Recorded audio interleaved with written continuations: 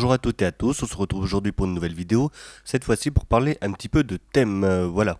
Donc j'avais dit que je sais plus si j'avais dit ou pas, mais il y a quelqu'un qui m'avait demandé pour savoir est-ce que c'est possible de savoir comment on met un thème sur GNOME, voilà. Donc on va aller voir ça tout de suite avec Ubuntu, étant donné que c'est sur GNOME maintenant, et voir un petit peu ce qu'il en est pour cette partie des thèmes. Alors il faut savoir que GNOME, il y a deux styles de choses à prendre en compte. Donc déjà, GNOME, on a le GNOME Shell. Donc le GNOME Shell, c'est cette partie-là qu'on a là. Hop.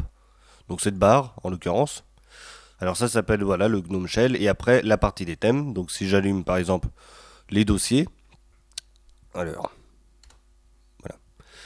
Et ben c'est cette partie-là de la fenêtre qu'on appelle tout simplement le thème en général. Voilà. Donc on a le GNOME Shell et après le thème de la fenêtre a changé. Donc pour ça, on va tout de suite aller voir sur internet. Donc comment on fait? Alors déjà, il faut aller récupérer ça, user theme, qu'il faut installer. Alors là, c'est une extension qu'il faut prendre. Alors et pour Chrome et pour Firefox, sinon ça ne se lance pas. Une fois que c'est installé, on va sur ici et on a un bouton qui apparaît. Est-ce qu'on veut ou pas l'activer? Donc là, évidemment, on l'active. Et une fois que c'est sur on, eh ben, le système d'exploitation va comprendre que on va changer le thème principal de GNOME. Voilà. Donc ça c'est la première partie. C'est vrai que c'est un petit peu embêtant, mais on est obligé de le faire, sinon ça passe pas. Voilà. Et après sur le logiciel que je vais allumer tout de suite maintenant. Donc celui de l'ajustement, on a la partie shell et normalement c'est grisé si justement cette partie-là n'est pas active.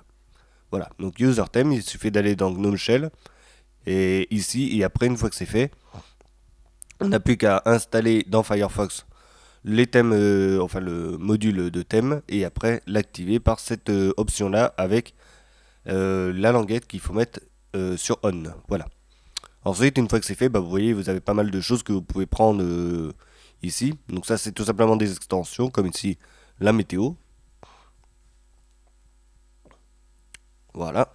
Donc là, vous voyez, c'est un petit outil. Enfin voilà, on peut rajouter, on met la météo, ça vient là-haut et après on a ce que l'on veut au niveau de la météo en fonction de la ville où on habite, évidemment. Donc là, c'est désactivé parce que je n'ai pas récupéré. Mais si je l'active, alors voilà, il demande si je veux l'installer. Donc là, je fais oui. Et hop, ça part l'installer de manière silencieuse. Donc ça, c'est plutôt pas mal. Voilà. Et là, voyez-vous, hop, on a directement la localisation et tout. Il suffit juste que l'on paramètre tout ça. Et après, c'est fait. Donc là, je vais rajouter. Alors, je sais pas comment ça marche. Ah, c'est bon. Alors, je vais essayer de trouver l'image dans tout ça. Nouvelle-Aquitaine, c'est très bien. Hop. Et là, je fais... celle-là, je l'enlève. Oui. Et là, c'est bon. Si je vais juste demander à ce que ce soit en Celsius quand même. En degrés Kelvin, peut-être pas. Kilomètre heure. Et voilà. Voilà, brouillard 6 degrés, c'est impeccable, c'est justement ce qu'on a.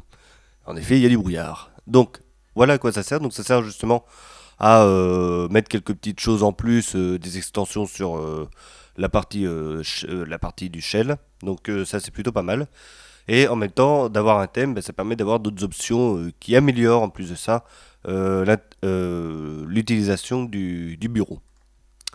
Maintenant, si je vais ici dans le site gnomelook.org, eh ben, on a deux parties. Donc, Gnome Shell Theme.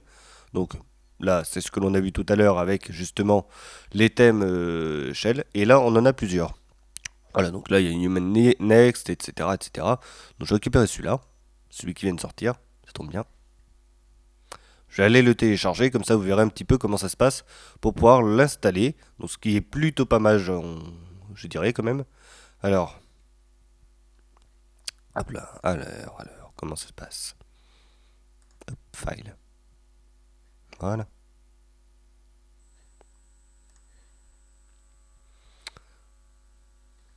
Je l'enregistre, oui. Alors, Slim UG, voilà, comme ça je saurai. Donc ça c'est pour la partie GNOME Shell. Après vous avez la partie GTK, et GTK, c'est ce que je vous ai dit tout à l'heure, c'est la partie des fenêtres, donc ce que l'on a là-haut. Alors si je vais dans GTK 3, on va avoir d'autres thèmes qui vont apparaître. Voilà. Donc on va prendre le premier, celui qui ressemble à Mac. De toute façon, il faut que des thèmes qui ressemblent à Mac, il y en a énormément, c'est impressionnant. Voilà. Donc là, après, on voit, on a la prévisualisation, on peut faire suivant, etc. Si ça nous va, si ça ne nous va pas. Si ça nous va, évidemment, on le télécharge et après on l'installe.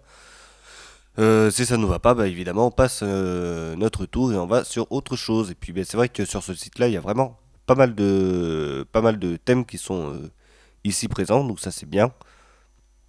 Et après, bah, il n'y a plus qu'à récupérer celui qui nous plaît. Bah, Deepin, c'est pas mal non plus, ça change un peu.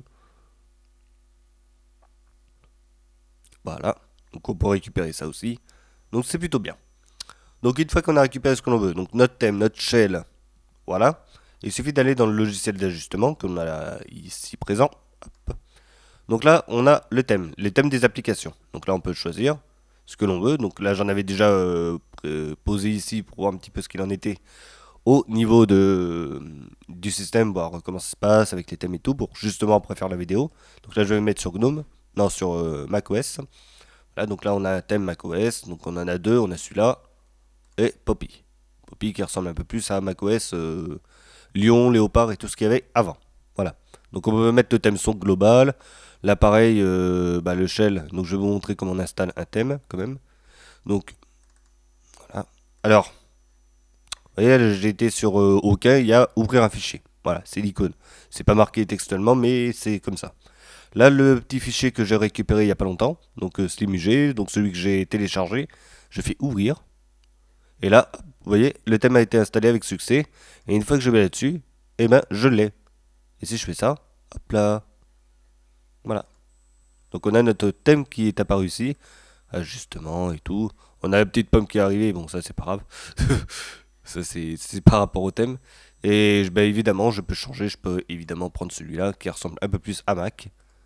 Hop, voilà. Il y a quoi Human. Bah, Human, bah, c'est celui qu'on avait tout à l'heure. Flat Remix, alors je sais plus ce que c'est. Voilà. Donc vous voyez, à chaque fois ça change et c'est plutôt pas mal justement. Et je remets Slim. Voilà. Donc voilà à peu près comment ça se passe pour les thèmes. J'ai oublié de dire pour les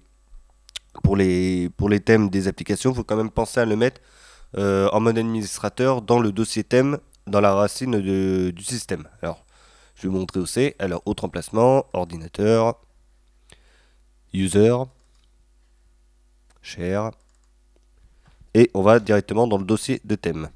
Alors, voilà, c'est bon. Donc là, voilà, racine, user, share, thème. Donc ça, c'est l'arborescence. Et là, vous avez tout, PoppyOS, enfin ce que j'ai rajouté évidemment. Parce que quand on télécharge, il ne va pas aller le télécharger dans la racine même, évidemment, parce que c'est interdit. Il faut passer par le mode administrateur pour pouvoir aller copier tout ça. Une fois que c'est copié, eh ben, notre petit logiciel sympathique de GNOME va pouvoir récupérer tous les thèmes. Alors pas celui-là, pardon, ici. Voilà, ambiance, gnome, etc., etc. Donc tout va être récupéré tout simplement parce que j'ai tout mis ici. Voilà. Donc ça c'est plutôt bien et ça permet de changer le thème en l'occurrence de GNOME. Alors voilà pour tout ça. Hop. Donc voilà à peu près comment c'est pour récupérer un thème et l'installer. Donc déjà on commence par cette partie-là pour faire le bilan global. User theme, on active, enfin on installe tout simplement l'extension sur notre navigateur internet Firefox Chrome obligatoire. Sinon si vous oubliez Chrome, même si vous ne l'avez pas, ça va pas censé. User theme. Après vous récupérez si vous voulez des extensions ou quoi que ce soit. Ne pas oublier justement d'aller dans GNOME Shell après si vous voulez changer un petit peu le thème qui est là-haut. Parce que évidemment si vous faites que les fenêtres, ça va pas passer. Enfin si ça passera, mais il y aura que les fenêtres, ça va faire un petit peu bizarre à mon avis. Et voilà, une fois que c'est fait, on n'a plus qu'à récupérer les thèmes GTK. Donc GTK 3, GTK 2 si vous voulez, mais bon c'est plus trop d'actualité. Hein. Et vous récupérez le thème que vous voulez. Donc voilà comment ça se passe. Après on n'a plus qu'à allumer le logiciel d'ajustement. Donc ça c'est tout simple, il suffit d'aller le récupérer sur internet. Donc c'est GNOME Tweak Tool. C'est comme ça que ça s'appelle sur internet. Et on n'a plus qu'à le récupérer ou tout simplement sur le magasin d'applications de Ubuntu. Alors, si vous la recherchez là, ajustement.